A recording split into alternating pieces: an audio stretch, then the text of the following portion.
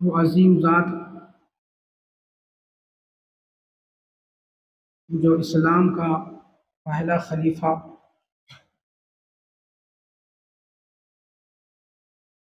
ایک اولو العزم پیغمبر کا عظیم الشان صحابی، جس کو دنیا اسلام سیدنا ابو بکر صدیق کے نام سے جانتی اور پہچانتی ہے۔ آپ کا اسم گرامی کتب تفاسیر و سیر میں عتیق بتایا جاتا ہے،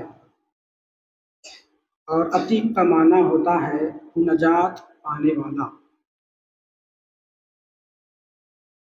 مفسرین فرماتے ہیں کہ اللہ رب العزت نے حضرت سیدنا ابو بکر صدیق کو ہر اس کمی سے، عیب سے اور جہنم سے نجات عطا فرمایا ہے، اس لیے بھی آپ کا نام عتیق ہوا۔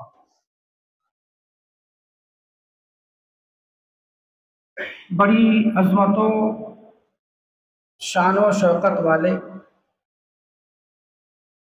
اور اہل سنت کا اس پر اجماع ہے کہ اللہ کے رسول صلی اللہ تبارک و تعالی علیہ وسلم اور سرکار کے بعد تمام انبیاء و مرسلین، ان عظیم جماعت کے بعد سب سے افضل اگر کوئی ہے تو وہ حضرت سیدنا ابو بکر صدیق ہے، اور اس پر اہل سنت و جماعت کا اجماع ہے۔ ہر معنی میں افضل، اب اس میں شوشہ چینی یا خوشہ چینی نہ کرے، بلکہ علماء جمہور کا اور علماء اہل سنت کا جس پر اجماع ہے، ہم تمام کو بھی اسی عقیدے پر گامزن رہنا چاہیے، اور یہی عقیدہ دل میں راسخ بھی رہے اور زبان سے اقرار بھی رہے کہ بعد الرسل، بعد الانبیاء، جو سب سے بزرگ اور سب سے افضل ذات ہے، اس ذات کا نام حضرت ابو بکر صدیق ہے۔ سرکار صلی اللہ تبارک و تعالی علیہ وسلم نے آخری خطبے میں جو مسجد نبوی میں منبر رسول پر بیٹھ کر آپ نے ارشاد فرمایا، اس آخری خطبے میں سرکار صلی اللہ تبارک و تعالی علیہ وسلم نے ارشاد فرمایا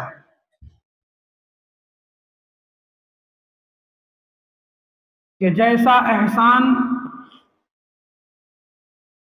ابو بکر نے مجھ پہ کیا ہے، یہ الگ بات ہے کہ سب پر احسان میرے آقا کا ہے، مگر سرکار اپنے چہیتے کی عظمت کو بیان کرنے کی خاطر ارشاد فرما رہے ہیں کہ جیسا احسان ابو بکر نے مجھ پہ کیا ہے اور اسلام پہ کیا ہے، ایسا احسان کسی انسان نے اسلام پہ نہیں کیا۔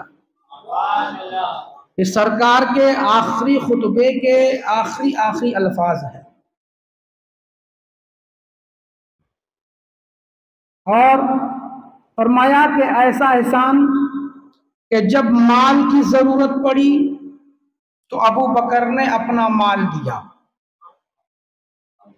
جب مسلمانوں کو کافروں سے آزادی کی بات آئی اور انہیں ان کے قید و بند سے رہائی کی بات آئی تو ابو بکر نے ان پر احسان کیا، اور اپنی چہیتی بیٹی سیدہ عائشہ طیبہ طاہرہ عفیفہ رضی اللہ تعالی عنہا سے میرا نکاح کیا، اور ایسے بہت سے احسان سرکار صلی اللہ تبارک و تعالی علیہ وسلم نے حضرت سیدنا ابو بکر صدیق کے تعلق سے بیان فرمایا गोया सरकार अपने चहीतों के बीच में अपने चहीते का ऐलान कर रहे थे कि ये वो है जो मेरा भी महबूब है और अल्लाह का भी महबूब है।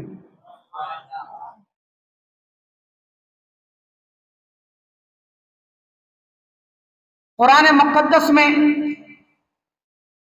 वल्लैल, सूरह वल्लैल में अतका का लफ्ज आया है। मुफस्सिरीन बल्कि हजरत इमाम राजी और हजरत इमाम कुर्तुबी रज़ी अल्लाह अन्हुम इरशाद फरमाते, यहाँ अतका से मुराद कोई और नहीं है बल्कि इस आयत में उस जात को खिताब किया गया है, उसके बारे में बताया गया है जो मुसलमानों का खलीफा अव्वल है। अतका किस माने में कि सबसे ज्यादा परहेजगार। और जाहिर सी बात है, जब यहां ये कहा जाएगा सबसे ज्यादा परहेजगार, तो जिस तरह या अय्युहल्लज़ीना आमनू में सरकार मुखातिब नहीं है, उसी तरह यहां पर भी अतका से मुराद सरकार की जात नहीं है। ईमान वालों में जिस तरह के ईमान तो मुस्तफा का नाम है, इसलिए या अय्युहल्लज़ीना आमनू का जब कहेंगे तो सरकार के अलावा, सरकार के बाद या सरकार से पहले कितने भी ज़वात है, मगर मुराद या सरकार की बात की बात है। तो जो वो मुराद है जो सरकार के बाद है, और इसको और नजदीक करूं तो वो मुराद है जिन्होंने सरकार पे ईमान लाया है। कि अगर ईमान वाले कहेंगे तो वो मुराद होगा जिसने मुस्तफा पर ईमान लाया। इसी तरह अतका से मुराद वो है जिसको अबू बकर सिद्दीक कहते हैं। क्यों? इसलिए कि मुत्तकी तो आदमी उसी वक्त हो सकता है जब मुस्तफा की मोहब्बत सीने में होगी। हजरत इमाम राजी फरमाते हैं कि अतका से मुराद सैयदना अबू बकर सिद्दीक है। क्यों? कि जब जब जरूरत इस्लाम को पड़ी है और जब जब ऐसे मौके आए हैं कि अतका का एक मुराद माना उन्होंने ये लिया कि जिसके दिल में मुस्तफा की मोहब्बत कूट कूट के भरी हुई हो। और हजरत अबू बकर सिद्दीक का जमाना ले, जब हजरत अबू बकर सिद्दीक रज़ी अल्लाह तबारक व तआला मुल्क यमन में तशरीफ ले गए तिजारत की गर्ज से, और एक मकाम पर आपने क़याम फरमाया, तो एक बूढ़े शेख ने, जो ईसाइयों का राहिब था, उस शेख ने पूछा कि ऐ आने वाले मुसाफिर, क्या तू मक्का हरम से आया है? हजरत अबू बकर सिद्दीक ने कहा, हाँ मैं मक्का हरम से आया हूं। कि आप फला कबीले से हैं? कहा मैं फला कबीले से हूं। क्या आप फला खानदान से हैं? कहा मैं फला खानदान से हूं।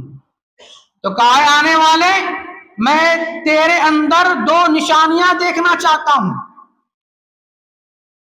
हज़रत अबू बकर सिद्दीक ने कहा कि ये क्या बात है कि मैं जब से आया हूं आप मेरे ताल्लुक से तफ्तीश करते हैं, पूछते हैं, और मुझे भी इस बात का यकीन है कि आपको मेरे ताल्लुक से किसी मामले की खबर है, तभी तो आप मेरे खानदान के बारे में जानते हैं, मेरे कबीले के बारे में जानते हैं, मेरे शहर के बारे में जानते हैं, और मेरे बदन पे निशानियों के बारे में जानते हैं। यकीनन आपको मेरे ताल्लुक से कोई अहम मालूमात है। कहा हाँ, तुम्हारे ताल्लुक से हमारे पास एक अहम मालूमात है, मगर तुम्हें उसके लिए अपने बदन का ऊपर का हिस्सा बरहना करना होगा, और रान के पास तुम्हारे एक तील है वो दिखानी होगी, और तुम्हारे नाफ के ऊपर एक तील है वो भी दिखानी होगी। हजरत सैयदना अबू बकर सिद्दीक जो इस्लाम कबूल करने से पहले भी बाहया थे, آپ نے فرمایا نہیں، میں یہ راز نہیں کھول سکتا۔ تو سبحان اللہ۔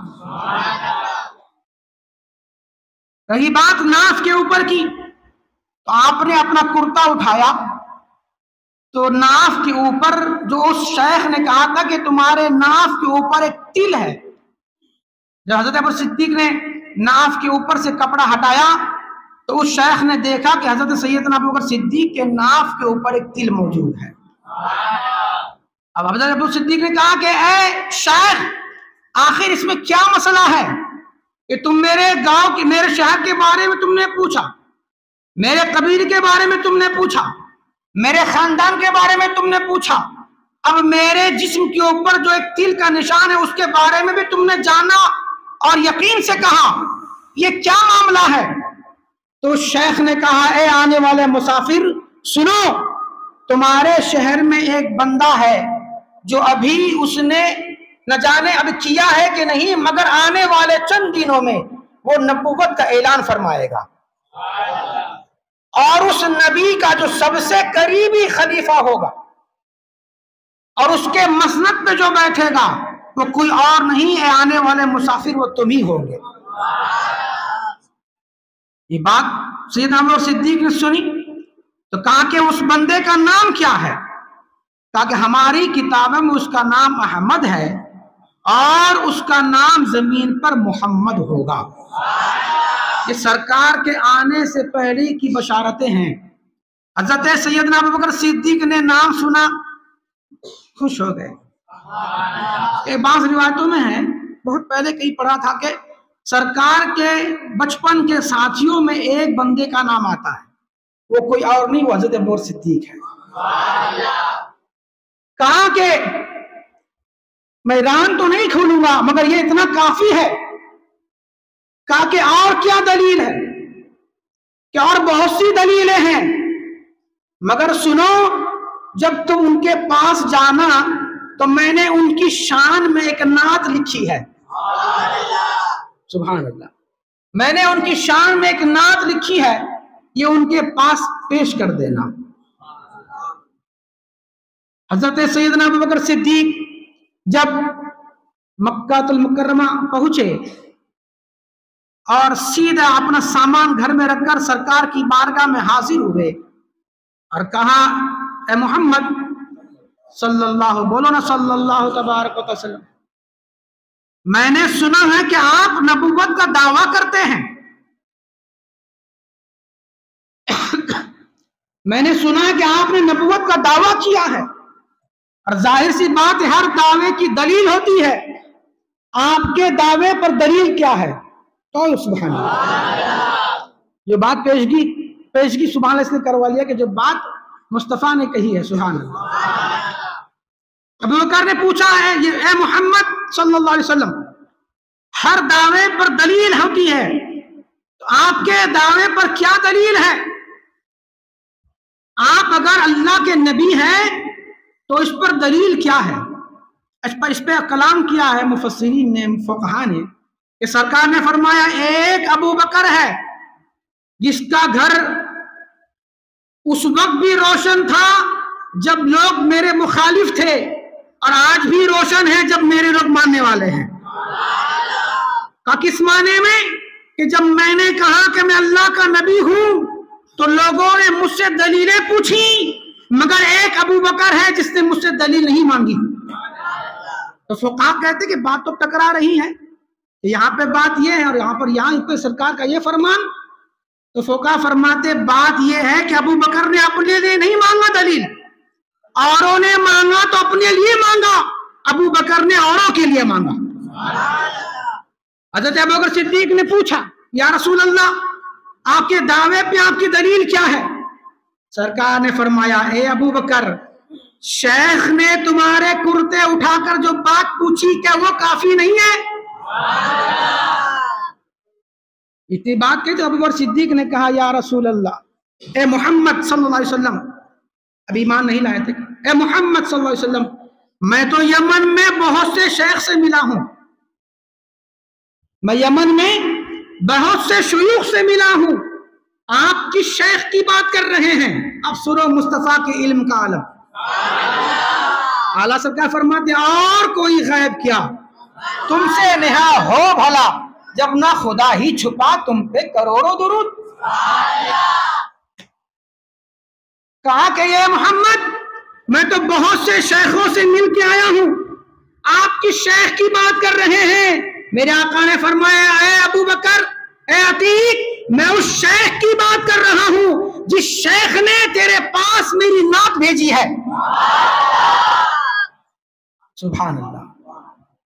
ये बात हुजूर ने फरमाई, अबू बकर सिद्दीक ने कहा, ए मोहम्मद, अपना हाथ बढ़ाइए और अपना कलमा पढ़ाइए। रावी कहते हैं कि जब हजरत अबू बकर सिद्दीक यमन से आ रहे थे तो रास्ते में एक मिल गया, सरकार के जमाने का फिरौन अबू जहल, जिसको मक्का के लोग अबुल हकम कहते थे, मगर मेरे आका की जबान से अबू जहल निकल गया तो अब सारा जमाना अबू जहल ही कहता है।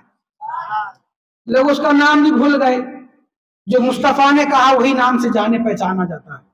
अगर ये मक्का के दरवाजे पर अबू जहल ने रोक लिया, अबू बकर, क्योंकि आप उस वक्त भी मुअज़्ज़ज़ थे, ताजिर थे, बड़े ताजिर थे, रोक लिया ताकि तुम जानते हो, तुमको कोई खबर मिली है क्या? कौन सी खबर? ताकि अब्दुल्ला का यतीम नबुव्वत का दावा करता है, जिसका नाम मोहम्मद है सल्लल्लाहु अलैहि वसल्लम, उसने नबुव्वत का दावा किया है।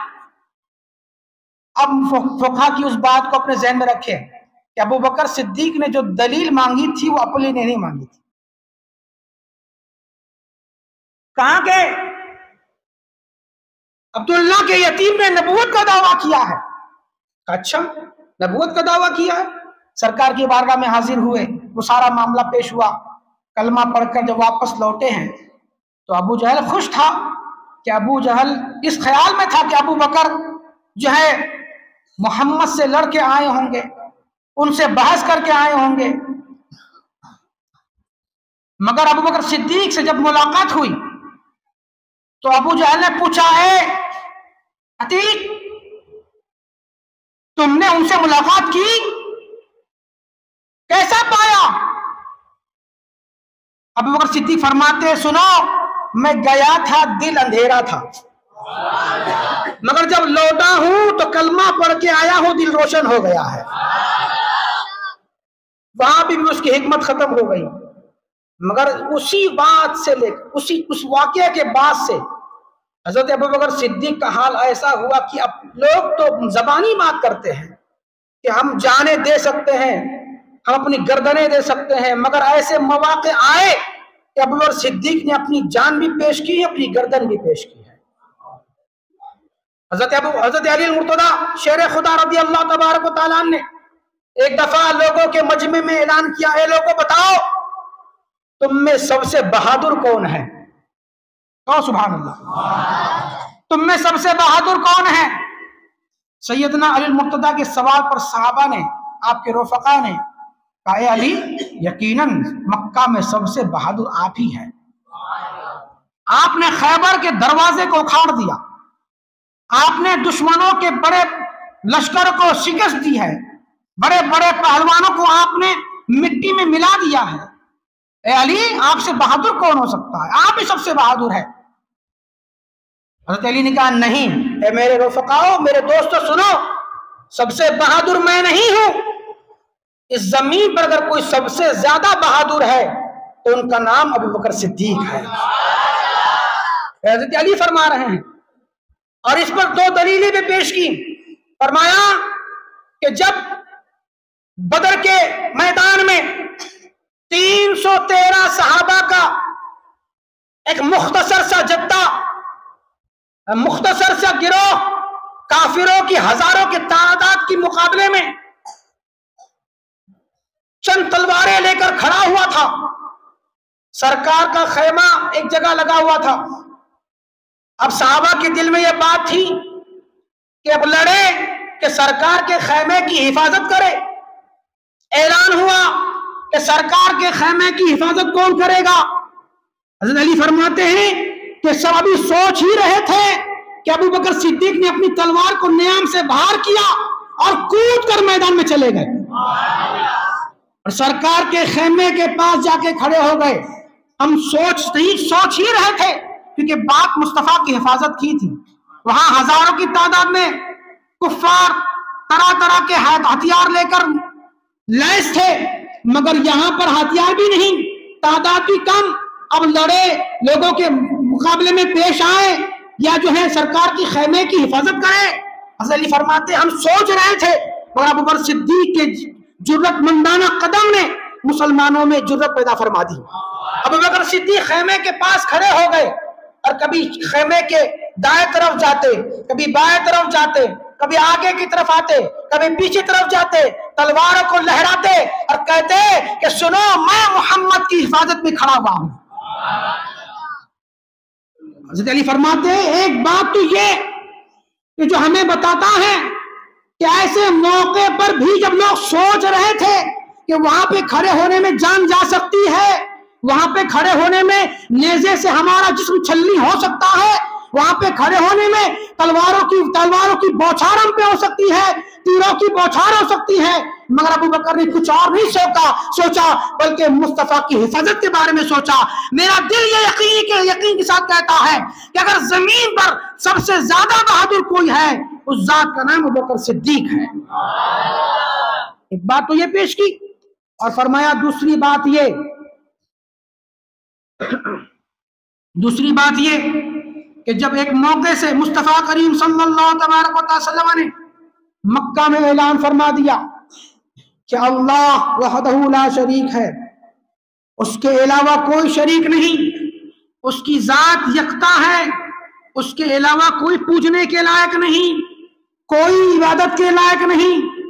تو حضرت علی فرماتے ہیں کہ کافروں نے مصطفیٰ پر حملہ کر دیا. اللہ اکبر. سرکار کو گھیر لیا گیا اور سرکار پہ طرح طرح سے حملے ہونے لگے. حضرت علی فرماتے اس وقت جو مرد مجاہد اور بہادر شخص ان کافروں کے گروہ میں داخل ہوا تھا اور کسی کو گھوسا مارتا، کسی کو کوہنی مارتا، کسی کو ہاتھ سے ڈھکیلتا، کسی کو جو ہے اپنے سر سے ڈھکیلتا، اس ذات کا نام کوئی اور نہیں بلکہ اس ذات کا نام ابو بکر صدیق ہے. یہ دو واقعہ ایسے ہیں حضرت علی فرماتے ہیں کہ جو مبنی ہے اس بات پر کہ ابو بکر صدیق اس زمانے میں اس زمین پر سب سے زیادہ بہادر شخص ہے. حضرت علی مرتضی نے اس بات کو کہا اور اس بات کو کہنے کے بعد آنکھوں پر رومال ڈال کر، اپنی شال ڈال کر، چادر ڈال کر رونے لگے. اللہ اکبر. آنکھوں سے آنسو بہنے لگے، یہاں تک کہ ریش مبارک آنسو سے بھر گئی. اتنا روئے کہ وہ شان والا شخص تھا ابو بکر کہ لوگ دعوے زبانی کرتے تھے، ابو بکر اپنے آپ کو پیش کرتا تھا. سبحان اللہ.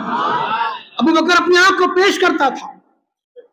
حضرت علی رضی اللہ تعالیٰ نے اتنی بات کہی، رونے لگے، چادر ڈال کے چہرے کو چھپایا اور آنکھوں سے آنسو کو پوچھتے، یہاں تک کہ جو آنسو پہلے بہ گئے وہ داڑھی کو تر بتر کر دیا. لوگوں نے کہا اے علی آپ کیوں روتے ہیں، آپ کے رونے کی وجہ کیا ہے؟ کہا کہ میرے دماغ میں ایک بات آتی ہے کہ حضرت موسیٰ علیہ السلام کے زمانے میں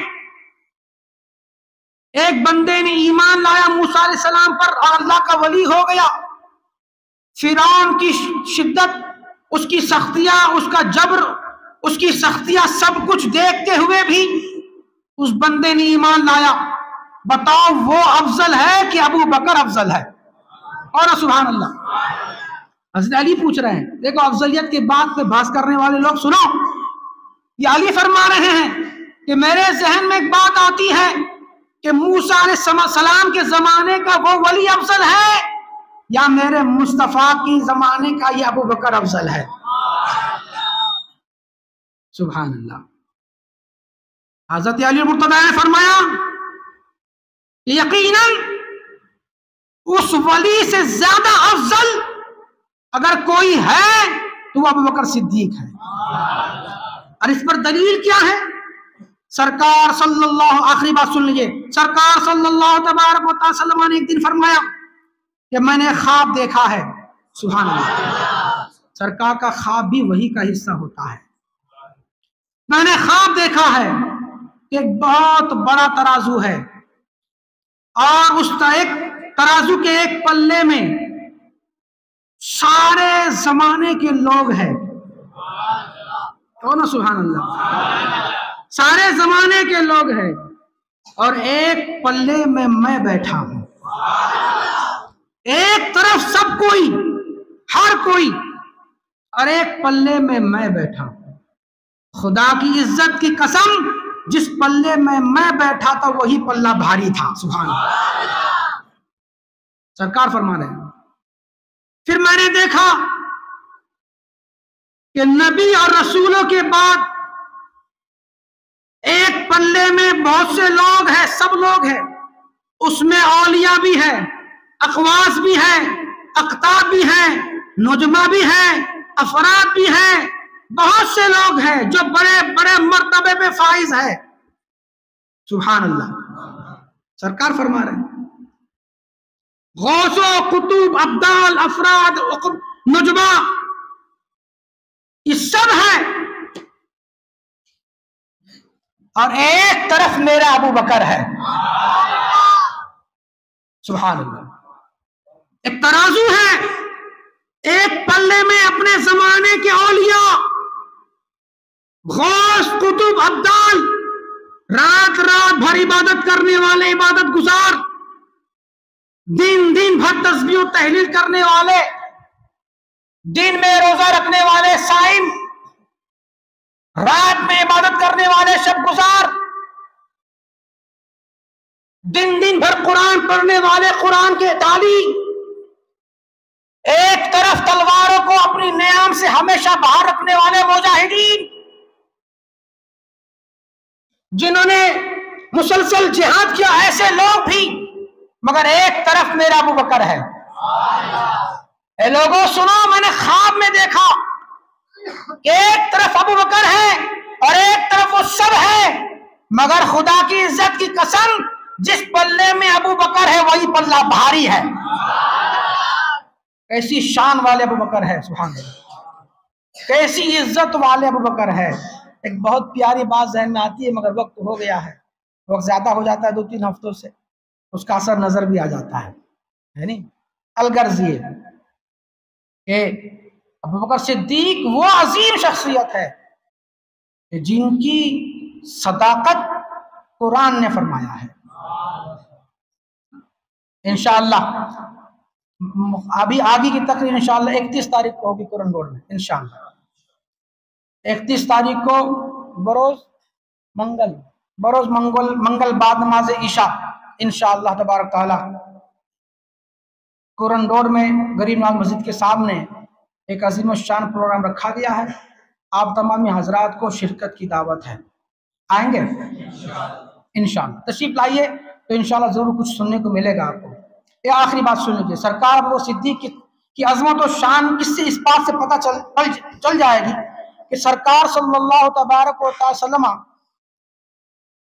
اپنے زمانہ ظاہری میں ایک مقام پر 2 گروہ کے جھگڑے کو صلح میں تبدیل کرنے کے لیے تشریف لے گئے، اور جب واپس لوٹے تو جماعت کا وقت ہو گیا تھا۔ جب آپ دیکھتے ہیں نا نماز کا ٹائم ہو گیا تو 1-2 منٹ زیادہ ہوئے تو کہاں رہ گئے یار حضرات، ادھر ہے۔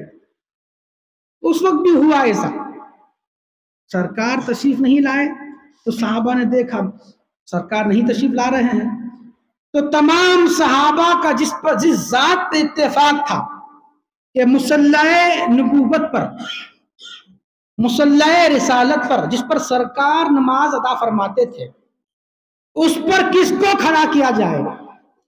عمر بھی ہے جس کو دیکھ کر شیطان راستہ بدل لیتا ہے، عثمان غنی بھی ہیں جن کے تعلق سرکار نے جنتی ہونے کی بشارتیں دی ہیں، سرکار کے داماد شیر خدا باب العلم بھی موجود ہے، حضرت طلحہ بھی ہے، حضرت زبیر بھی ہے، سب ہے، دیگر صحابہ موجود ہے، مگر سب کی نظر اور سب کا اتفاق جس ذات پہ ہوا اس ذات کا نام ابو بکر صدیق ہے۔ کہاں کے اے ابو بکر آگے بڑھیے اور ہم لوگوں کو نماز پڑھائیے. سبحان اللہ سبحان اللہ سبحان اللہ. آگے بڑھیے اور لوگوں کو نماز پڑھائیے. گویا سب کا اتفاق تھا ہم سب میں کوئی افضل ہے تو ابو بکر ہے، کیونکہ مسئلہ ہے شریعت کا، فقہ کا. بہت سے علماء موجود ہو کہ امامت کون کرے، تو دیکھا جائے سب سے زیادہ علم والا کون ہے. یہاں سرکار فرما رہے ہیں انا مدینۃ العلم علی بابھا، میں علم کا شہر ہوں اور علی اس کے دروازہ ہے. مگر اب مسئلہ آیا یہ فقہ کا، دیکھو کیا ہے مسئلہ. کیا ہے کہ اب اگر بہت سے علماء موجود ہیں، علم والے ہیں، تو دیکھا جائے سب سے زیادہ علم والا کون سا ہے؟ کون سب سے زیادہ علم والا ہے؟ یقیناً حضرت علی علم والے ہیں، مگر کسی معاملے میں حضرت ابوبکر صدیق کو افضلیت اور فوقیت حاصل تھی. اس لیے سیدنا ابوبکر صدیق کی صداقت اور افضلیت پر تمام صحابہ کا اتفاق ہوا. علی رضی اللہ تعالیٰ کے موجود ہوتے ہوئے ابوبکر صدیق کو آگے بڑھایا، اے ابوبکر تم ہماری امامت کراؤ. سارے لوگ موجود ہو. پھر یہ مسئلہ ہے فقہ کا کہ اگر سب علم والے ہیں، سب علم والے ہیں، تو اس میں وجہی کون ہے، خوبصورت زیادہ کون ہے، اس میں حلم بردباری والا کون ہے، پھر قرآن اچھا کون پڑھتا ہے. یہ سب مسائل ہے. سارے مسائل ایک طرف، ابو بکر کی ذات ایک طرف. صحابہ نے اتفاق کیا. اب دیکھیے سرکار ابوبکر صدیق کا کیا مقام و مرتبہ ہے. سرکار ابوبکر صدیق مصلی امامت پر ہے. سبحان اللہ. نماز شروع ہو گئی، ثنا پڑھ لی گئی، سورہ فاتحہ پڑھ لی گئی اور سورت بھی پڑھ لی گئی. سرکار تشریف لائے. سبحان اللہ. کون سبحان اللہ؟ کچھ گھامڑ کہتے ہیں کہ نماز میں حضور کا خیال آ جائے تو نماز باطل ہو جاتی ہے. صحابی کی نماز کامل ہو رہی ہے. کہاں کے بخاری شریف کے اندر 4-5 پنوں کے اندر جو ہے کئی طرق سے اس حدیث کو پیش کیا گیا، جلد نمبر 3 کے اندر، تاکہ سرکار تشریف لائے. اب امتحان تھا صحابہ کا، نماز پڑھے کہ سرکار کا ادب کرے. بولو نا کب بولتے ہو؟ نماز پڑھنا بھی ضروری، توڑنا نہیں ہے، حکم نہیں ہے، اور سرکار کا ادب بھی ضروری. اور سبحان اللہ. خدا کی عبادت بھی ہوتی رہے، مصطفیٰ کی تعظیم بھی ہوتی رہے. یہی تو مسلمانوں سنیوں کا طریقہ ہے. صحابہ کا دیا ہوا طریقہ، یہی طریقہ سنیوں کو بھی ملا ہے کہ اتحیات پڑھتے ہیں تو عبادت بھی ہو رہی خدا کی اور مصطفیٰ کا خیال بھی آ رہا ہے. کہاں کہ سرکار تشریف لائے اور صحابہ نے جان لیا کہ مصطفیٰ آ گئے ہیں. حضور نے نہیں کہا اے ابو بکر تم نے کیسے نماز شروع کر دی، چلو نماز ہٹو، تو اے صحابہ نماز صفے کو درہم برہم کرو، توڑو نماز کو. کہیں نہیں ملے گا. مصطفیٰ بھی ابو بکر صدیق کے اقتداء میں نماز شروع کر. بولو نا. ایسا عظیم بندہ ہے. سبحان اللہ. ایسی عظیم شان ہے ابو بکر صدیق. صحابہ نے جب دیکھا کہ سرکار پچھلی صف میں کھڑے ہو گئے ہیں، تو اب سرکار کی تعظیم کیسے ہو، کیسے خبر ہو ابو بکر صدیق اور دیگر صحابہ کو کہ حضور آ گئے ہیں. تو اس وقت تک نماز میں لقمہ کیسے دینا اس کی بات نہیں ہوئی تھی. تو سرکار کے صحابہ نے ہتھیلی کی جو پشت ہے اس پر اپنی ہتھیلی مارنا شروع کیا. سبحان اللہ. کون سبحان اللہ؟ صحابہ جان گئے. کسی نے بولا نہیں کہ یا رسول اللہ تشریف لائیں، اے لوگو حضور آ گئے ہیں، اے لوگو حضور آ گئے. نہیں، کسی نے نہیں کہا، بس اشارہ کیا، ہتھیلی کی پشت پر ہتھیلی ماری. صحابہ سمجھ گئے مصطفیٰ آ گئے ہیں.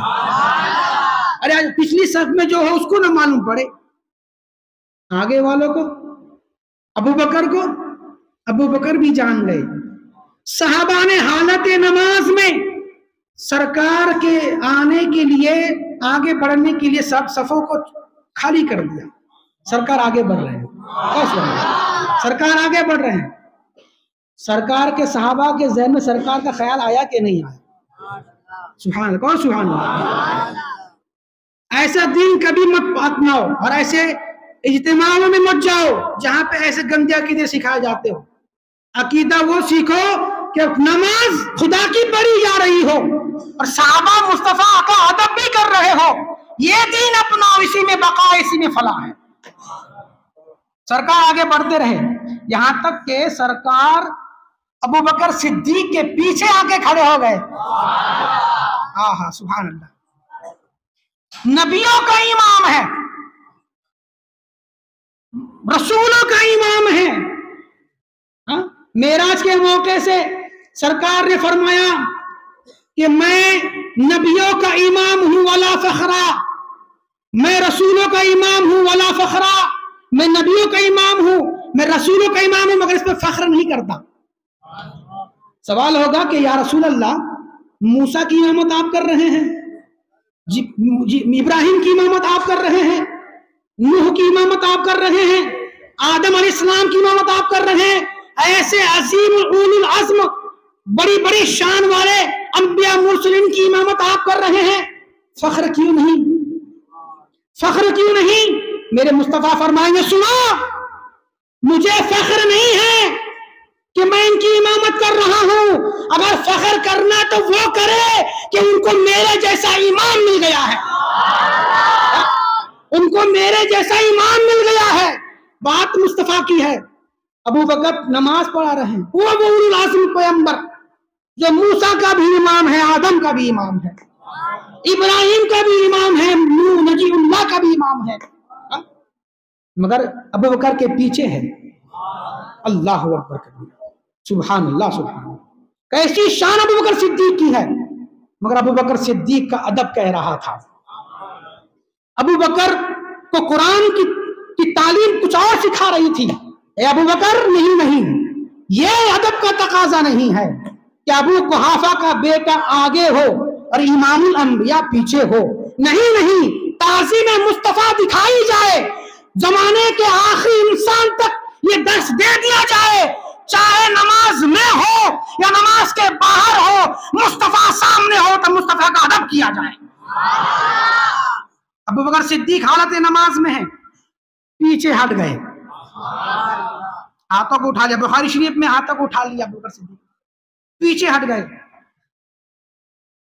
सरकार ने इशारा भी किया, फिर पीछे हट गए। सरकार आगे बढ़े। अबू बकर की नमाज, मुस्तफा की नमाज। सरकार नमाज पढ़ते हैं, सरकार का मामला और है। हालत नमाज में सरकार अंगूरों के खूशे जन्नत के आपको दिखाए जाते हैं, आप तोड़ने के करीब उसको होते हैं। कभी कभी हालत नमाज में खुदा का दीदार भी होता है। अल्लाह अकबर कबीरा। मेराज होती है, अलगर्ज ये कि वो अजीम शान नबी पीछे है, अबू बकर आगे है। कैसा अजीम बंदा है, सुभान अल्लाह। पीछे हटे, सरकार की नमाज, यहाँ अबू बकर की नमाज। अब ये होता ना